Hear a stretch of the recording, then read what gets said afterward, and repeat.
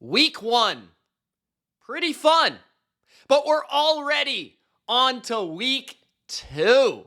And a big part of betting on the NFL is getting the value before it's gone.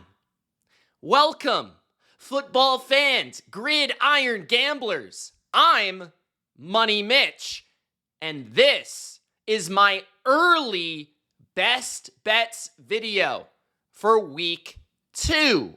A lot of YouTube channels out there like to give you an early line report, and they go through every game, every total, every spread. I'm not going to waste your time on every game and the games that I don't care about and the games that I don't have an opinion on. I'm going to give you the games that I'm actually thinking about betting on this week before I bet on them. So, if that sounds good, Gronk, spike the like button. Just so you guys are aware, I do have a Patreon where I do sell my picks and my bets, and you can get my advice. I message back and forth with you guys on Patreon. I answer every question, and I give you my thoughts on your bets as well. Link in the description, pinned comment. That's $5 a month. You get all my bets. The Mitch Moneymaker bet, 1-0 for the season. So, we're looking to continue that into week 2. Here are my favorite early bets, or the games that I'm really closely examining entering week 2. And I feel like as the year goes on, I have a better feel for who to bet on, because week 1, we're just getting our feet wet just a little bit. Now we're starting to understand some of these new teams, coaches, some of the additions and subtractions, and who's looking legit. So let's talk week 2. Get in the comments and let me know if there is a game that really intrigues you. And if you have a question, of course, let me know in the comments. Let's get started. I always want to address Thursday night football because I think I won't really be able to give you a best bet on Thursday night football unless you're on Patreon, right? And typically I do avoid Thursday night football in general because it's a wacky game typically. It's a sloppier product because a lot of teams are coming off a short week. There's less preparation. But I do want to address this game each and every week. And in my totality, in my picks video, I'm going to actually address spread and totals this week and hopefully moving forward, okay? So, Thursday night football, we have the Packers in Lambeau against the Commanders. Earlier today, we learned that Jaden Daniels is a bit banged up already. I'm not that surprised. Jaden Daniels is very slim, and one of the biggest issues about him entering the NFL was that he's not a very big quarterback. And size and strength, height, all of that matters at that position to be able to take contact and consistent hits. Jaden Daniels already being banged up on a short week, one of the MVP type of quarterbacks, that is a huge factor against a Packers pass rush that looked pretty damn powerful against the Detroit Lions. They made a good offensive line with 2 really good tackles look pretty pathetic. Micah Parsons immediately had a sack and an impact. Rashawn Gary looked like a defensive player of the year. And others contributed like Devontae Wyatt. They looked incredibly fast. I really like this matchup for the Packers on a short week. First of all, it's in Lambeau. So on the road for the Commanders, first road game for them this year. Laramie Tunsil was a problem with penalties last year in Houston. I do wonder how that impacts the team in Washington on the road for the first time with their new left tackle. I'm just going to throw that out there real quick. But what I really like about the Packers here, their defense is very fast. The Commanders, their offense is centered around horizontal playmaking. Their offense is spread you, shred you, throw short, accurate passes, quick game, RPOs, screens. You can't perform that against Micah Parsons. You can't perform that against Quay Walker and Edgerrin Cooper. Like, it's really hard to pull off with a defense that fast.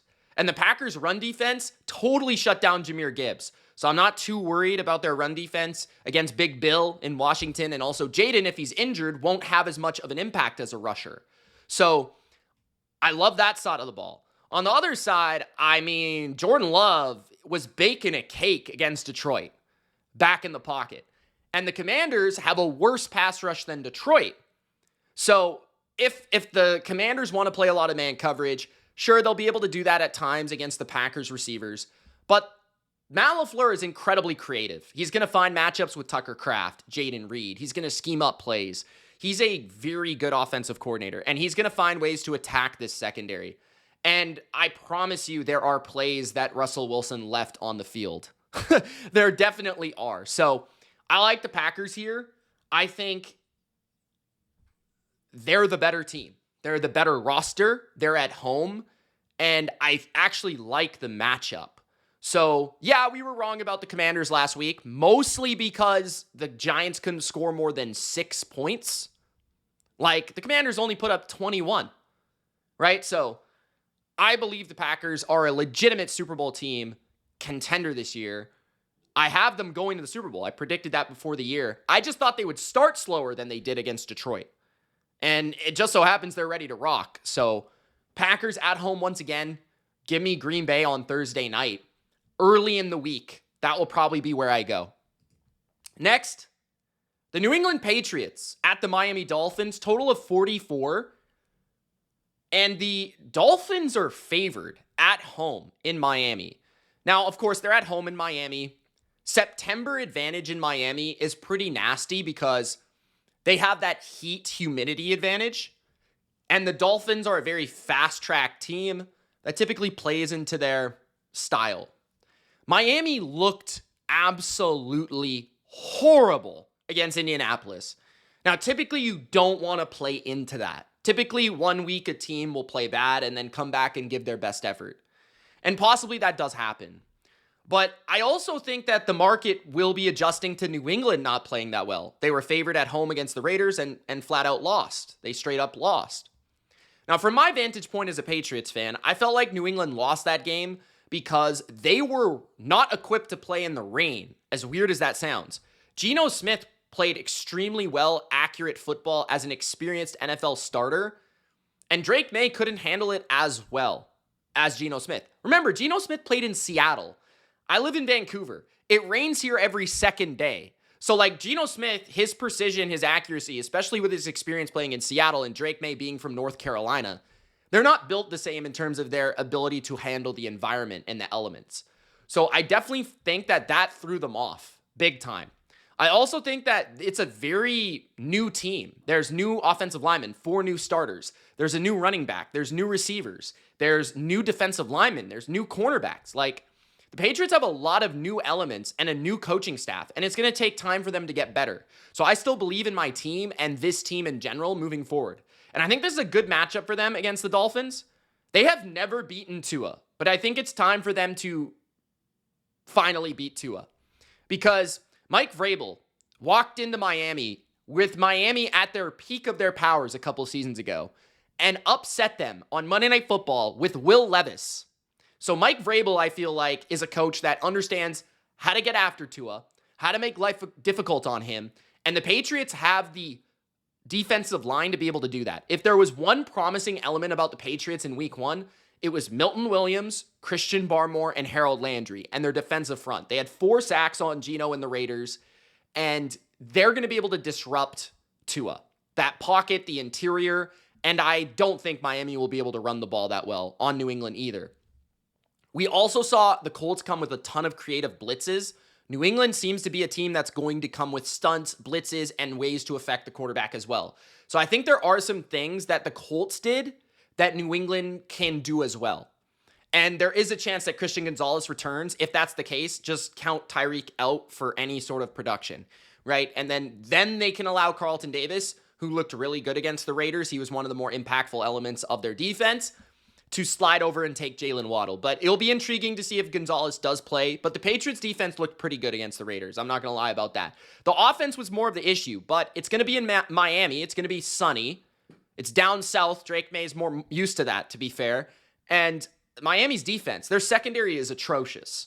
Like, horrible. Daniel Jones looked like Peyton Manning against this defense. So I think Drake May can certainly look good against this defense. So I like the Patriots getting points. I think they're the flat-out better team. I think the market is not going to adjust to Miami early in the year until it flat out gets embarrassing. And they honestly could be the worst team in the NFL. I just don't think books are low enough on Miami. And I think it's a perfect time to capitalize on New England coming out slow in week 1. So I'd take the Patriots. I didn't bet on them last week. I wasn't confident about that. I'm fairly confident about this matchup against the Dolphins. 44 is an interesting total. I would probably lean the under there. I'm not going to lie. Next, the New York Giants at the Dallas Cowboys. Dallas minus 6. Giants getting 6. I did not like how Russell Wilson looked. I'm not going to deny that. At the same time, Dallas laying 6 against really anyone feels like a lot. It does feel like a lot, right? Like, we were talking about Dallas. They were 8.5-point underdogs against the Eagles. And yeah, they covered, and they looked pretty good, and they could have beaten the Eagles. But man, it feels like the books are already pushing Dallas up. Like, I think a lot of people are going to overreact to Dallas. And yes, they've had extra time to prepare. But when you look at the Giants, Dak is more of a pocket-centric quarterback. I feel like the Commanders' offensive line is much better than the Cowboys' offensive line. And I do feel like the Giants' pass rush here could really wreck the game and keep it close. Like, the Cowboys certainly have susceptible elements of their offensive line. I think Dexter Lawrence, Brian Burns, Abdul Carter, these guys can take over the game, okay? And the Eagles didn't have a pass rush. I think that's really why Dak looks so good. Like, the Eagles had to go out and sign Zadarius Smith off the street because they were so concerned about what their pass rush looked like against the Cowboys. So I do think that the Giants can affect Dak in this game a bit better than the Eagles did, actually. I would also say that on the other side, I'm still have my questions about Dallas's defense. I feel like you can certainly attack them. They don't have one individual that's overwhelming. This is not one that I have locked in as a bet, but I will say, like, I just feel like Dallas laying 6, even at home against a divisional opponent, it just feels like too many points. It feels wrong to me. And I don't know if the Giants will play as bad as they did. They had so many chances to cover that game against the Commanders, and they just couldn't score enough points. But I do think they'll score more points in the Dome in Dallas. So, yeah, right now, I like the Giants, and I probably like the under as well. Next, Seattle getting 3 points on the road at Pittsburgh, and the total of 40.5. I like the under here for sure. And I also like Seattle. So first of all, I think Pittsburgh's defense will play better than they did in week 1. If only because they can't play worse, but also because they should be angry, pissed off.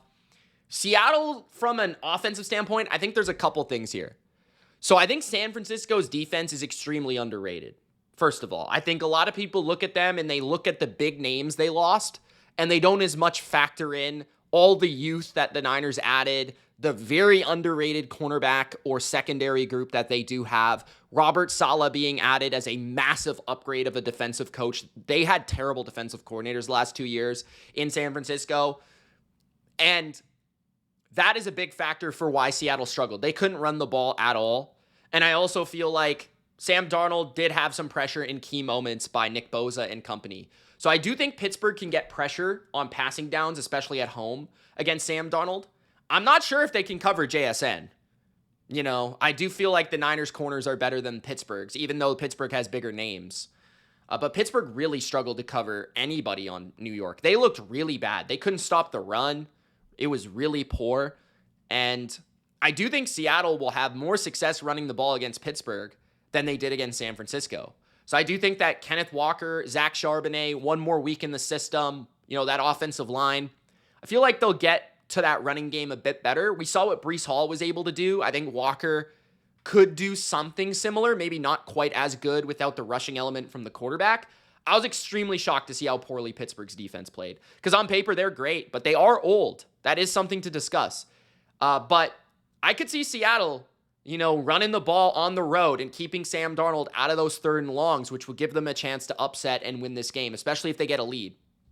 But I especially think this will be an under because Seattle has a legitimately good defense, and I think they're much better than the Jets. And I think stylistically, they're going to give Aaron Rodgers a lot more problems. I think that their interior defensive line is a problem. Like Leonard Williams, Byron Murphy, DeMarcus Lawrence. This is a good pass rush. They've got multiple good corners that can cover DK Metcalf, like Reek Woolen and Witherspoon. Their safeties are really good. Ernest Jones is really good. I don't think the Steelers, who couldn't run the ball last week, will be able to run the ball against Seattle. I mean, even McCaffrey had a modest day against Seattle, right? Like, and San Francisco typically does run the ball well on Seattle. So Seattle's going to be a good run defense all year. They're one of the, in my opinion, top 5, top 10 defenses in football. I think that's going to travel to Pittsburgh. And I think Aaron Rodgers was able to take advantage of Aaron Glenn's simplistic defense. A lot of blitzing, some man coverage. Like the Steelers were able to play off of that. And I don't think like the Seahawks are a lot more complex in their coverages. I think they're a lot more creative. I think they're going to send some dynamic blitzes from different angles and pressure Rodgers. I think Rodgers is going to look a lot more like he did last year. I am a believer in more so. I think Rodgers has been underrated this offseason. Like I have said that. But I would also say like he's going to have a tough game here. I think he's going to struggle. So I like the under 40.5. I would bet that early. I also like the Seahawks getting points because I think they're generally the better team. And if they are able to run the ball, that's going to be the formula to success for them the entire year on offense. And if the Jets could run the ball at will, I feel like Seattle could run the ball better than they did against San Fran, which will give them a chance to win this game. So it's a toss-up type game. I feel like Seattle is the team with points here, and I like the under 40.5. Next, I like Philly. -1. I like Philly a lot. 46.5 is interesting. I don't really have a lean there. It is kind of a high number for the Chiefs that have no weapons. And Kansas City, I don't know what their defense is going to look like. Now, I just think the Chiefs are going to be overrated until the books are just crushed by people betting against them. But the thing is, the public is going to continue to bet on the Chiefs. So there's probably going to be a lot of inflated lines in terms of the Chiefs maybe giving us too much value on the other side. Like, the Chiefs looked horrible against the Chargers. And I tend to believe that because they lost Worthy. And without Rice and Worthy, their receiving core is not good. Like, Hollywood Brown is their number 1 receiver, and he's nothing special, right? Like, Travis Kelce can barely run. Juju can barely run. Like, Tyquan Thornton was cut by the Patriots.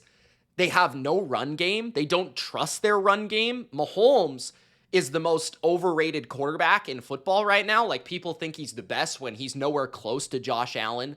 He's nowhere close to Lamar Jackson, right? He's probably not even in the same category right now, the way he's playing as Joe Burrow, or even what we saw on Friday, is he even the same as Justin Herbert? So Mahomes looks overrated. And the Eagles, I think, played sloppy. They played like pretty vanilla. They have an extra day on top of that, and I feel like the Eagles have more fixable things. I also feel like there's matchups that the Eagles have against the Chiefs that they didn't have against Dallas. Like offensively, for example. I think the Chiefs' corners looked terrible against the Chargers. They couldn't cover. And in the Super Bowl, the last 2 Super Bowls, they've proven that they struggle to cover A.J. Brown. They struggled to cover Devontae Smith. They struggled to cover Dallas Goedert. They generally just struggled to cover the Eagles. And so I think Hurts is going to be able to find those receivers more than he did against Dallas. I think Dallas actually matches up better in that facet of the game. Now, I was not impressed by the Eagles' run game, but it's still something that the Chiefs are going to have to sell out to stop because the Chiefs are very good against the run. But it's like that if you don't respect it, Saquon's going to hit home runs and he's going to wear you down. And that's not how you want to play against the Eagles. You want to force Hurts to beat you. And every time the Chiefs have forced him to beat them, he's done it, basically. Right? Like, and I don't think the Chiefs are going to be able to get pressure. Like, their pass rush looked terrible against the Chargers, who were without Rashawn Slater. The Eagles have the best offensive line in football. Hurts is going to be back there just buying time and finding guys open down the field. Like, I think the Chiefs defense, once again, really struggles in this matchup. I think that the Eagles defense, with Jalen Carter now on the field, is going to find more ways to get pressure than they did against Dallas, against Kansas City. I think that their secondary matches up much better with the Chiefs' weapons than they did against the Cowboys, right? Like, Dak has CeeDee Lamb, who's uncoverable. Dak had George Pickens. Then you've got to take care of the other weapons. Turpin's speed is a threat. You've got to deal with Ferguson underneath. Like, the Chiefs have nothing. Quignon's going to shut down Marquise Brown, and you pretty much got nothing else. Kelsey's not beating you. Their linebackers in Philly are phenomenal. The middle of the field's going to be tough to cut, tough to unlock if you're Mahomes, and that middle of the field is where the Chiefs love to throw the ball. Their deep ball, Mahomes generally has not been good. He throws the ball at the line of scrimmage. I think the Eagles could crush them here. I know the game's in Kansas City. I just feel like this is a terrible matchup. Like, it probably won't be as ugly as the Super Bowl, but this is generally disrespectful to the Super Bowl champs to be only a 1-point favorite. Like, I could understand if the Chiefs had Rashee Rice and Worthy, because now you have weapons to unlock and you have weapons to threaten the Eagles. But it feels like they have nothing to threaten any team with, and their defense looked terrible last week. So I'm generally buying, or genuinely buying, that the Chiefs defense might be bad. Like, I think that we might be a little bit overdoing the Justin Herbert thing, even though he played great. I think we might be underselling that the Chiefs defense might have fallen off. Like, they are they're a pretty old defense. So I don't know. I'm overreacting slightly, but not really, because I didn't think the Eagles looked very good. I think the team that just is more fixable and physical is Philadelphia. So I'll take them here -1. Then we have the 49ers -6.5 in New Orleans. Total is 43.5. I would lean the under here only because I think the Niners might not allow more than 10 points against New Orleans. So let's do the math. New Orleans held their own against the Cardinals, but I think the Niners looked very legit against Seattle. Now, my concerns about the Niners is that they already have so many injuries. But, Brock Purdy, we'll have to see how that goes. He has a toe and a shoulder injury. So don't bet on this just yet. Like, find more information about it. But I would say, Brock Purdy, I think, is okay. He looked totally fine throughout the entire game, including the game-winning touchdown. Juwan Jennings might still play this game. George Kittle is going to be out. The Niners did sign Kendrick Bourne to add another weapon to the mix. But at least they'll be prepared from a game plan standpoint. I think the biggest thing I do like about this matchup for the Niners offensively is McCaffrey should be able to run all over New Orleans. So their red zone offense, their short yardage offense that maybe did struggle against Seattle will be a lot more efficient and effective because they'll be able to count on it against a team like the Saints rather than what they had against Seattle. And so their red zone efficiency will be much better, right? They had to kick 3 field goals within about 35 yards against Seattle, and they missed 2 of them. So I think the Niners were also the most underrated performance of week 1. They thoroughly dominated Seattle in pretty much every element of the game, but they only won by 4 points. And a lot of people are just going to look at that box score, but they totally outgained them. They had 10 more first downs. They beat them in passing and rushing, every single statistic. They totally dominated that game. So, and that was in Seattle against a very good defense and a team that I think could make the playoffs. The Saints are the worst team in football. They're the worst team in football. Chris Olave is already banged up. They have next to no running game. Their offensive line, is young. Spencer Rattler is not good. Robert Saleh is going to have him in a box. He's going to have him in a cage, locked up. On the other side, Kyle's going to find ways to scheme this defense up with a terrible, slow secondary. And it's not like this team plays a lot of man coverage. This team's going to play a ton of zone. And even, with the receivers that the Niners have, if that other team's not playing man, Kendrick Bournes and Valdez Scantlings, they have experience. They're going to find soft spots in zones and catch the ball. Ricky Pearsall could have another great game here. I'm not too concerned about the passing game, even without Kittle and potentially Jennings. I still feel like they make it happen. So I like the Niners. I just think they're a way better team. They should be laying more than a touchdown. We bet the Cardinals. We were right about the Cardinals. And the Niners are better than the Cardinals. And they're laying the same number that the Cardinals laid. So I just don't get that. So I like the Niners here, -6.5. Next, Carolina getting 6.5 in Arizona. I'm actually going to this game. I don't mind the over as well at 45.5. I think that's sort of low. The Panthers played the Cardinals last year, and that game was like in the 30s, and it went to overtime. I think that game was in Carolina, and Carolina, I think they won that game, if I'm not mistaken. So I think, Carolina's run game is competent. They didn't look good against Jacksonville. I have to fully go back and watch that game. But I do think that, Arizona was laying 6.5 against the Saints. I personally believe that Carolina is better than New Orleans. I think Bryce Young's better than Spencer Rattler. I think the Carolina offensive line, which might actually get their left tackle back, is better than New Orleans' offensive line. And I still have questions about the Cardinals, right? Like, I wonder if they're going to be able to beat a team even like Carolina by margin. So this is not one I've fully locked in, but I do think that Arizona laying 6.5, even at home, against any team not named New Orleans, might be too many points. Because they barely covered, to be honest, against the Saints. They barely covered against the worst team in the league, the worst roster in the league. Carolina looked pathetic. They looked really bad. But this might be the time to bet on them in week 2 against an opponent that they beat last year. So I'll be at the game. It's going to be interesting. It'll be fun. Next, I like the Texans. I actually bet the Texans on Monday Night Football at home against Tampa at -1.5. It's gone up to 2.5. I'd bet it under a field goal. I'd probably just say in general, bet the under in every Texans game. Their defense is terrifying. Their defense is unbelievable. Like, they held a top 10 offense to 14 points last week, and it took everything in Stafford's power to get 14 points. I mean, the Rams struggled with Puka Nacua, Devontae Adams, Matthew Stafford, Sean McVay calling plays. Stingley was in and out of the game. Like, the Texans' defense is ridiculous. And they're at home here. They're playing an offense in Tampa that I thought struggled against Atlanta at times, and Atlanta is not a good defense.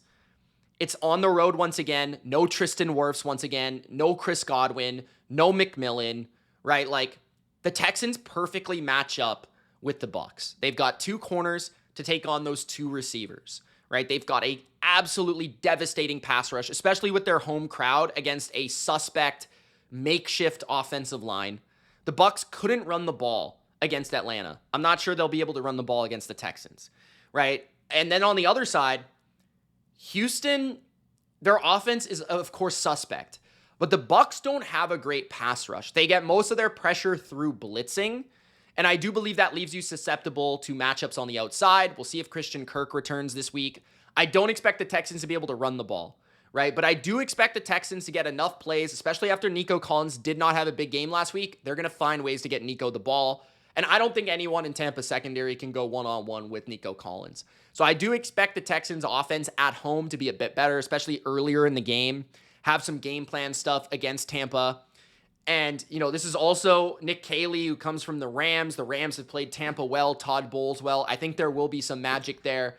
I like the Texans. I think their defense really suffocates Baker, makes life really difficult. And I think CJ looked good despite his stats last week. I think that the Texans offense gets it going a bit more to win at least by 3, right? Like, even 20-17 would cover this game. So those are my early best bets, my early favorite picks, my early examination of week 2 of the NFL season.